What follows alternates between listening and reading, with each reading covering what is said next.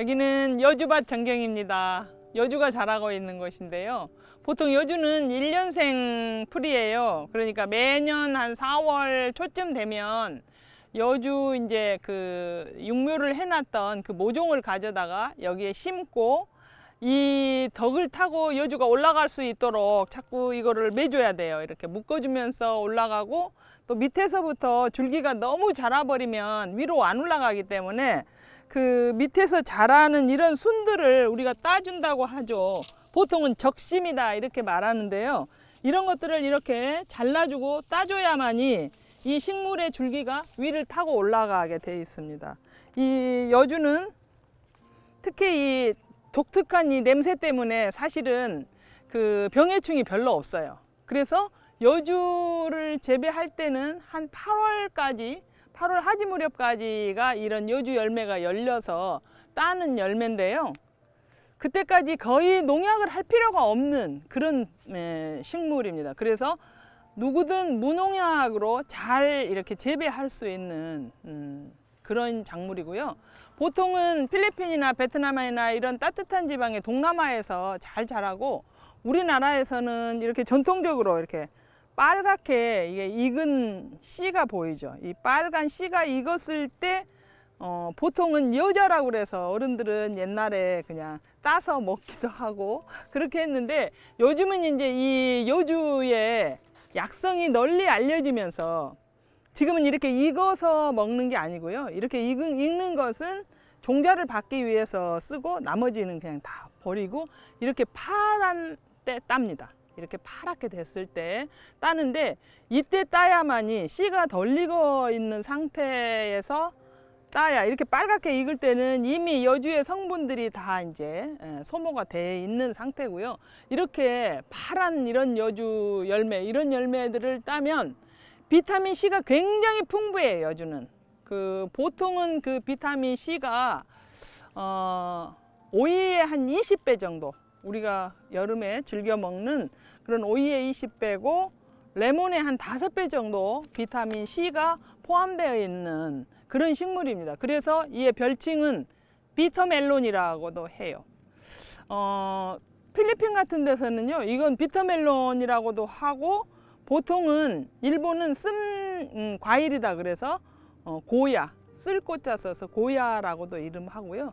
우리나라에서는 이제 여주, 여자 뭐 이런 식으로 또 모양이 이게 도깨비 방망이 같다고 그래서 이런 방망이 오이다 이렇게도 말하는 사람들이 있는데요. 이렇게 파랄 때 따가지고 보통은 요리를 해서 먹거나 볶음 요리나 뭐 이런 때 해서 먹어도 좋고 호박전처럼 전을 만들어 먹어도 굉장히 좋아요. 특징은 뭐냐 그러면 그 비타민 C가 열을 가해도 파괴되지 않는다는 게 이 여주의 장점입니다. 그래서 이것은 또 다른 이름으로 쓴 오이라고도 하고 식물 인슐린이라고도 표현합니다. 이거는 식물에서 나오는 인슐린 성분이 굉장히 풍부하기 때문에 인슐린은 어디에 필요합니까? 당뇨 환자에게 특히 필요한 그런 성분이잖아요. 그래서 이 여주를 먹는 사람들은 대체적으로 당뇨 환자들이 이 여주를 많이 찾습니다. 약품으로서가 아니라 식품으로서 양리 효과를 내기 위한 그런 목적으로 이 여주 식품을 많이 먹는데 보통은 그렇게 요리로도 해 먹지만은 이게 오랫동안 보관되지가 않아요. 저장성이 없어요. 수분이 워낙 많기 때문에. 그래서 이것을 잘라서 말려서 차로 만들어 마시거나 아니면 즙을 내서 먹거나 또 가루를 내서 환을 지어서 먹거나 이런 식으로 먹기도 하고요. 미백 효과에도 아주 탁월해서 이 여주 가루를 가지고 또 이 여주 식물을 가지고 일본이나 이런 데서는 스킨케어 제품을 많이 만들어서 보통은 여성들이 소비하는 그런 제품으로 쓰고 있습니다. 지금 엊그제 이제 장마비가 계속 내렸기 때문에 이 여주밭이 여기에 완전히 울창하게 우거져서 지금 다 해가림이 될 텐데 이 잎들이 이렇게 지금 장마비에 이렇게 누렇게 좀 물이 들었어요.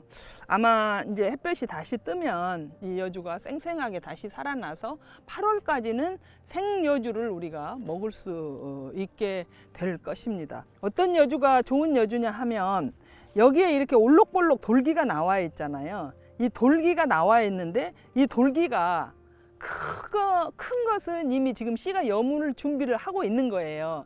근데 이 돌기가 촘촘한 거, 잘 자라고 촘촘한 것들은 어때요? 아직은 씨가 덜 여물고 비타민 C가 풍부하다는 것입니다. 그러니까 어떤 소비자들은 그런 걸 잘 모르기 때문에 여주가 쭉쭉 빵빵 자란 것을 좋아하는데, 그런 경우에는 이미 씨가 그 여주의 성분들을 많이 빨았어요.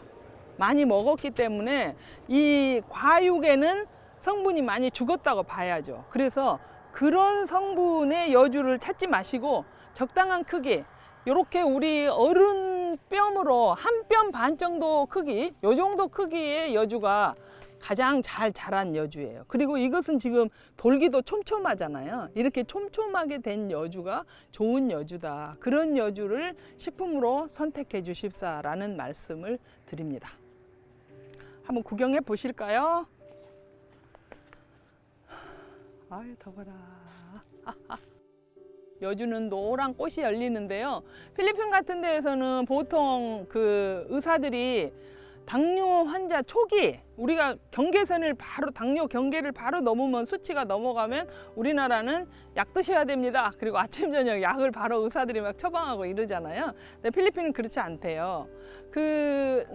내분비 내과 의사들이 먼저 여주를 3개월 동안 여주라고 하는 것을 식품으로 열심히 먹도록, 그렇게 먹고 와서 이 혈당 수치를 다시 잰답니다.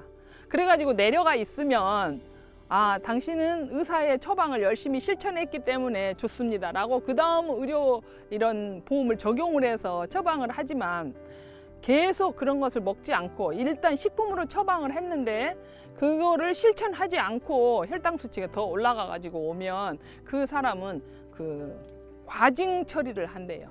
의료 수가의 과징 처리를. 얼마 합리적입니까? 무조건 약으로 처방을 하는 우리나라와 그 식품으로 먼저 몸을 달래보고 그러고 나서도 안 되면 약을 처방하는 그 나라의, 저는 의료 체계에 대해서 굉장히 놀라고 경탄했습니다. 사실은 우리 어렸을 때는 이런 열매 속에 이런 빨간 씨앗 있잖아요. 이 빨간 씨를 이렇게 쪽 빨아서 먹으면 굉장히 달달하고 좋았어요. 그래서 담장에 막 이런 게 나 있고 그러면 학교에 갈 때 빨갛게 익었었는데, 이렇게 노랗게 익었었는데 학교 갔다 오면 이렇게 탁 터져 있어요. 입을 쫙 벌리면 그걸 따가지고 쪽쪽 빨아먹으면서 가고, 그래서 담장이나 울타리에 이렇게 많이 심는 그런 식품이었어요. 그때는 여주를 이렇게 막 재배하는 사람은 거의 없었어요. 그런데 이제 우리가 다문화 가족 사회가 되면서 베트남이나 필리핀이나 이런 데서 이주 온 여성들이, 혹은 또 일본의 오사카 같은 데 가보면 완전히 여주 농사를 많이 짓습니다. 그래가지고 그곳에 장수촌이 있는데, 그 장수촌의 비밀이 뭐냐 그러면 이 고야 덕분이다. 이렇게 해가지고 우리나라에서 이 종자 하나하나의 값을 치르고 사가지고 들어왔어요. 그래가지고 처음에 우리나라에도 이렇게 열심히 일본 스타일에, 우리 거는 여주가 이렇게 조망만 해갖고 깡통하잖아요, 토종 여주가. 그런데 이렇게 오이하고 교접을 해가지고 이렇게 오이 모양의 스노이라고도 하죠. 이것을 오이 모양으로 이렇게 그 품종 개량을 해가지고 지금은 여주라는 식물이 농가에서 특수작물로 많이 재배되고 있고요. 여주는 특히 우리 강진에서는 지리적 등록을 해놨어요.